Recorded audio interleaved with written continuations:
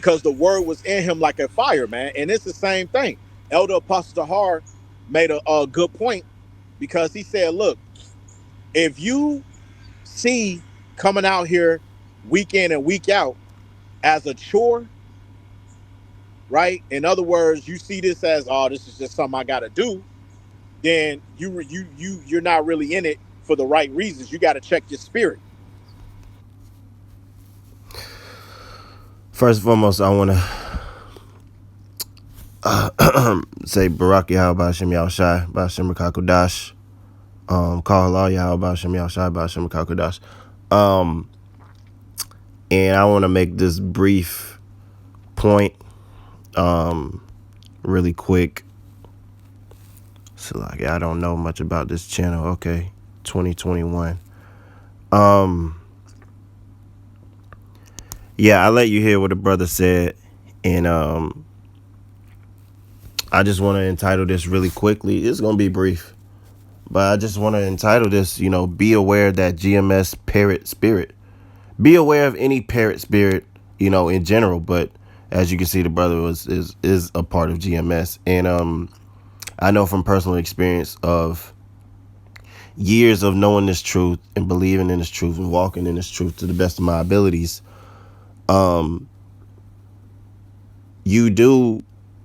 There are people that rub off on you and you can idolize them, damn near. And we saw this happen with High Priest Arya.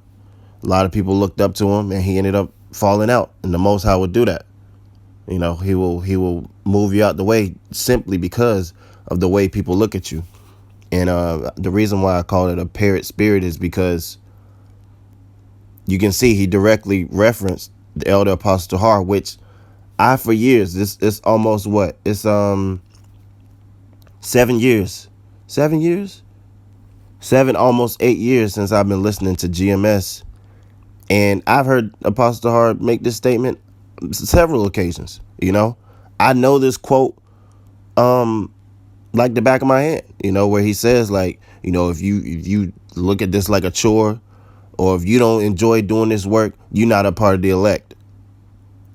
And I said, well, what does the scripture say? What does the scripture say?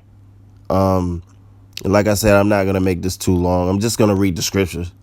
And, there's a lot of camps, but, I'm specifically speaking on GMS right now because this is the situation. This is the topic at hand. A lot of brothers interject their own personal feelings and their own glories. I hear Apostle Tahar, I've been out here 40 years straight. That's great. It's a great example of diligence. Great example. And God forbid, I don't think this is going to happen, but let's say you're out there for 44 years straight, and then the day Yahweh Shai comes, you convert to Islam. Not saying that that's going to happen. I pray, that doesn't happen. I would hate to see that. I hate to see High Priest Arya, because I watched a lot of his videos. I hate to see the state that he's in. But, the scriptures speak about he that exalted shall be abased. And I'm not saying it's bad to mention your works, but when you have these followers who just blindly follow you, anything you say, they're going to uphold. Like you saying, Abraham and Sarah committed the act of incest. Anything you say, they will back it up without question. Zombies.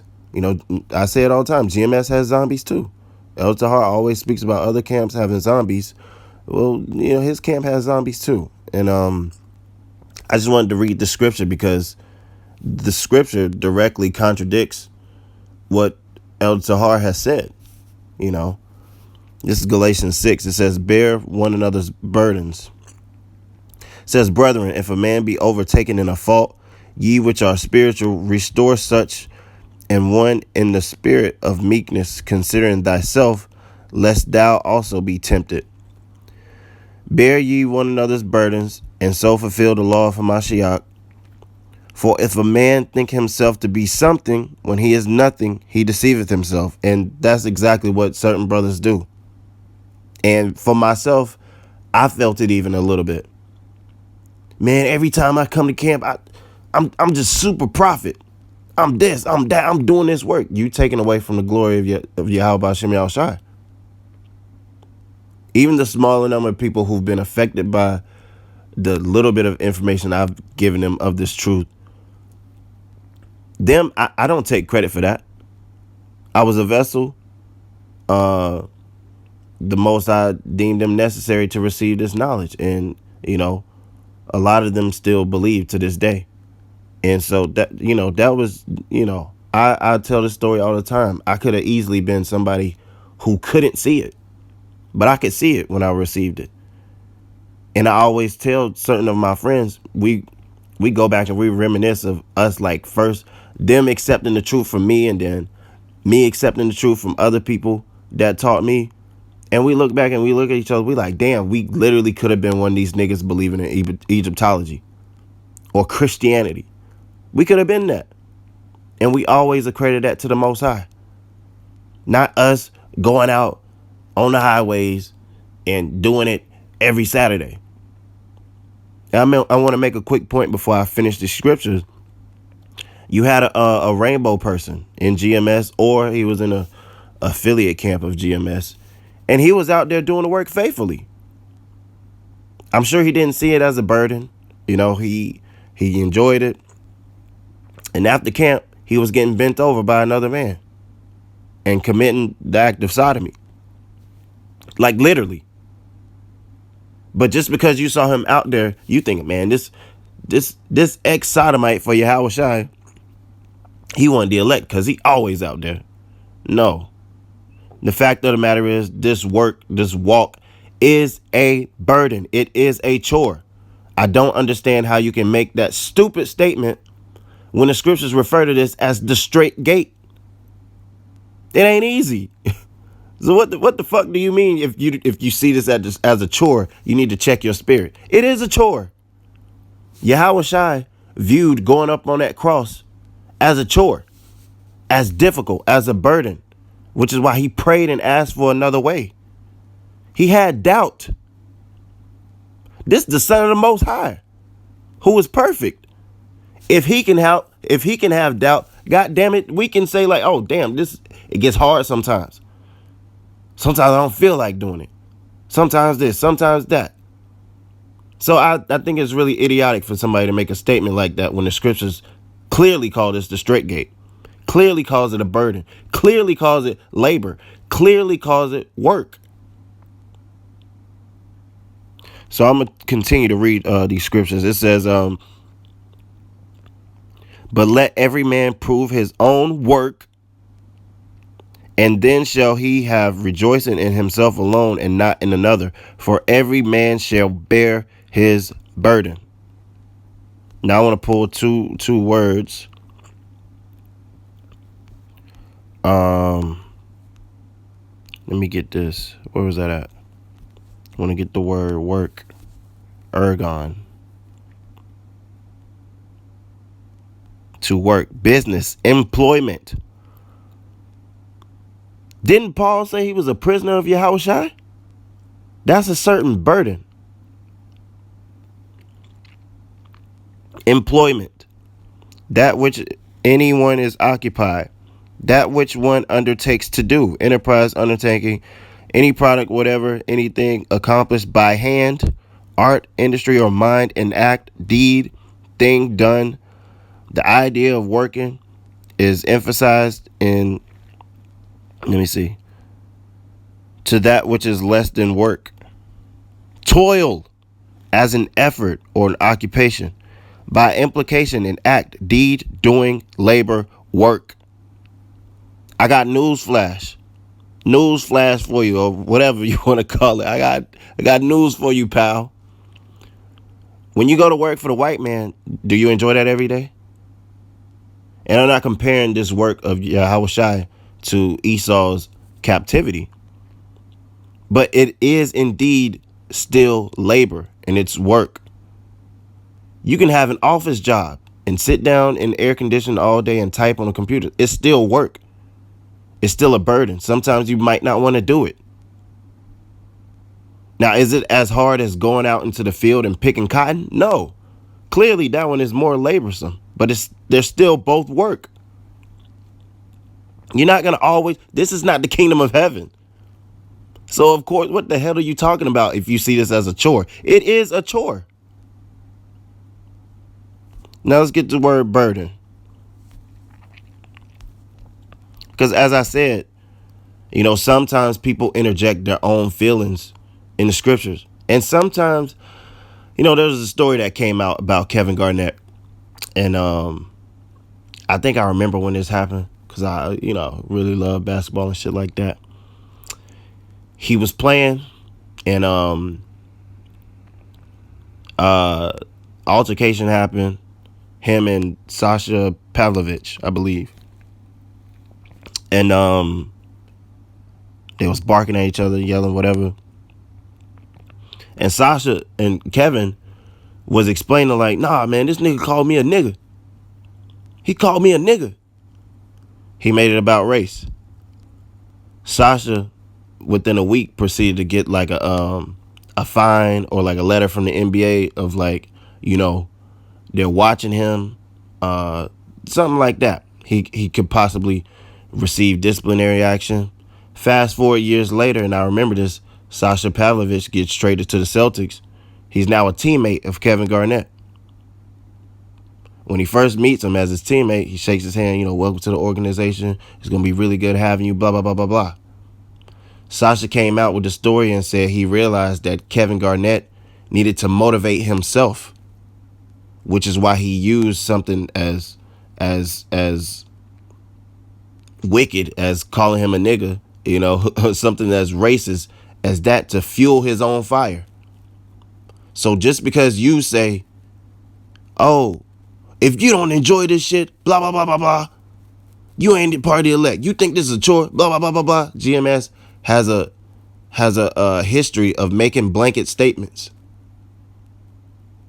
As if also in certain videos, the Apostle Tahar said he didn't feel like doing it. So, just because you say something to fuel your own fire and motivate yourself doesn't mean that other people have to be motivated the same way or other people need to take the same route as you. The scripture just said, let every man bear his own burden. If a brother feel like it's a chore, but he's still doing it. Hold on. The scriptures speak about, there's a story. It escapes me right now. About the talent in the napkin. One of the servants, he didn't want to do it. He didn't want to do the work, but he still did it. The other servant said he was going to do the work, but he took the talent and hid it in a napkin. So which one was honored in the story? The one who didn't want to do it. He saw it as a burden, but still did it. Or the one who said he was going to do it. Said, oh, I'm always going to be out here.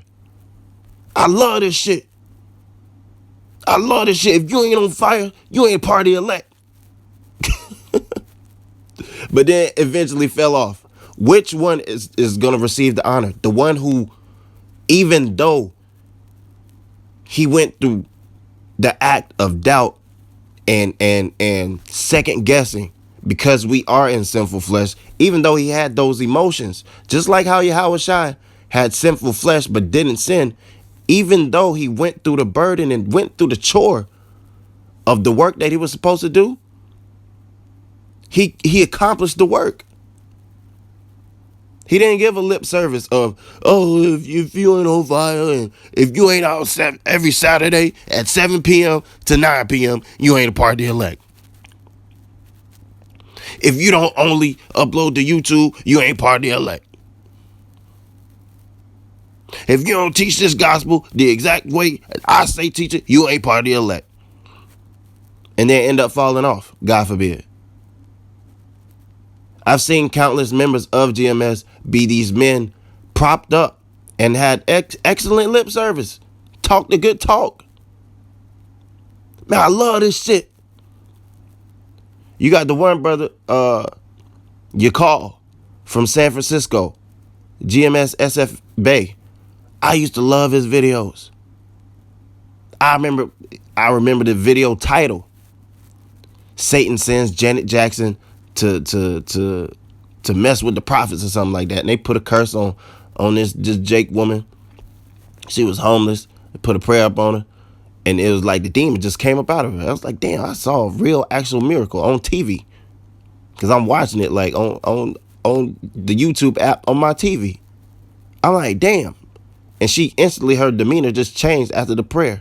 Before that, she was screaming out, Isaiah, Isaiah, Isaiah. She was, it was funny, but it was still powerful in a way. And I always looked at him, I was like, damn, this brother, he go in. He the one.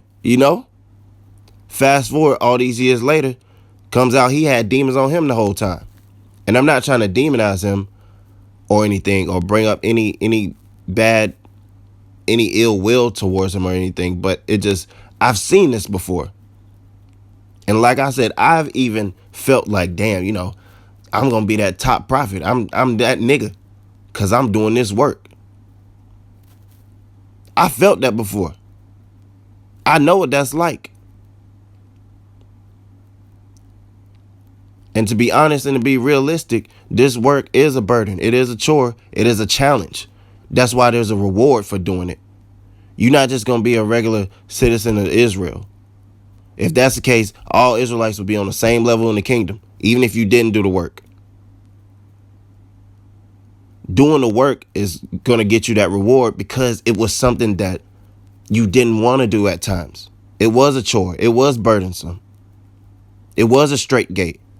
It was like walking on a tightrope with fire on one side and water on the other side. So what the hell is niggas talking about? Stop it, man. This word burden, portion or fortion, fortion.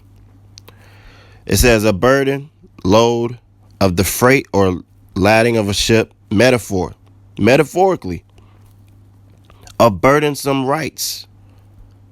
Look at B. Of the obligations Yahushua lays upon his followers and styles a burden by way of the contrast to the precepts of the Pharisees, the observance of which was most oppressive. Faults of the conscience which oppress the soul.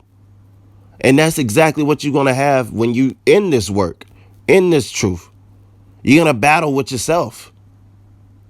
I don't understand the statement of if you view this as a chore, you're not a part of the elect. It doesn't make sense. So, it says right here, a task or service, a burden. It's a weight upon you. It's a weight upon you. So, I just wanted to make a quick video. If I don't stop right now, I'm just going to keep going and mumbling on and, whatever. But be aware of that GMS Parrot Spirit. Be aware of any Parrot Spirit in general. But as I said, the topic was GMS. And I've heard this statement over the years, for 7 years now. If you blah, blah, blah, blah, blah, if you blah, blah, blah. And it that spirit doesn't line up with the scriptures. The scriptures speak about the righteous man falling 7 times but getting up 8. The scriptures say he that endured to the end, the same shall be saved. It ain't the end yet. Somebody can join this faith the day Yahushua comes back, and somebody who been believing this for 50 years can convert to Islam the very same day. Who gonna get the reward? The one with 50 years of works? Or the one who believes in the 12th hour? In the 12th round? You can go 12 rounds and get knocked out right before the bell. Your ass done lost the fight. You could have been winning all 12 rounds. You get knocked out and can't get up before the 10 count, it's over with. You lost. So it's about endurance. Endurance, and I'm not trying to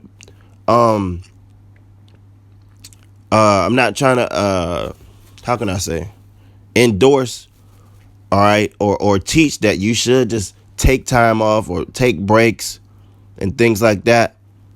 But if this is a marathon, which the Apostle Paul likened this unto, a marathon is 26 miles. You are not running 26 miles straight without stopping for some water, without stopping to catch your breath, without stopping to stretch. You're not doing it. Okay? That's not how marathons are run. They're timed. There's breaks. There's things that happen. There's people that get injuries, and you got to slow up.